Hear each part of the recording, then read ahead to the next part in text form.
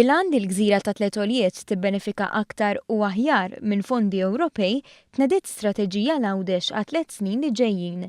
Strateġija li msejsa fuq 4 pilastri ewlenin tħares li nitkabir tal-ekonomija, il-prosperità soċjali, l-aċċessibilità u l-ħolqien impjiegi ġodda għall-Lawċin. Id-dokument li huwa disponibbli fuq www.konsultazzjoni.gov.mt jelenka numru ta' sfidi u opportunitajiet li taffaċċja din il-gżira fi gżira u jagħti linji gwida ta' kif dawn jistgħu jiġu indirizzati.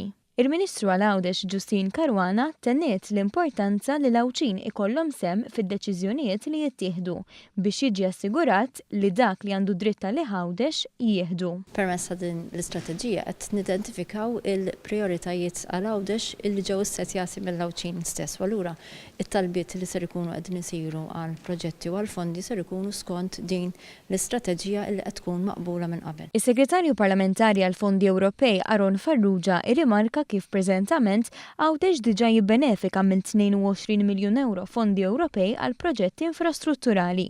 Proġetti li jinkludu l-estensjoni tal-Park Industrijali tax-Xewkija, riabilitazzjoni tal-mitħna tax-Xewkija u tisħiħ fil-kampus tal-Imkast.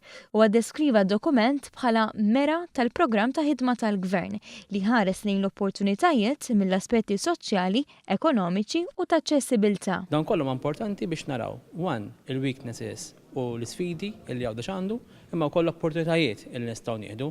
Dan kollha flimkien issa anke b'konsultazzjoni mal-pubbliku se nkomplu naraw illi Għawdex ikollu viżjoni u fuq dik il-viżjoni nkunu qegħdin naraw illi nġibu l-fondi u mbagħad nonfuqhom baqal. Il-konsultazzjoni pubblika għandha miftuħa sal-ġimgħa 29 ta' Diċembru.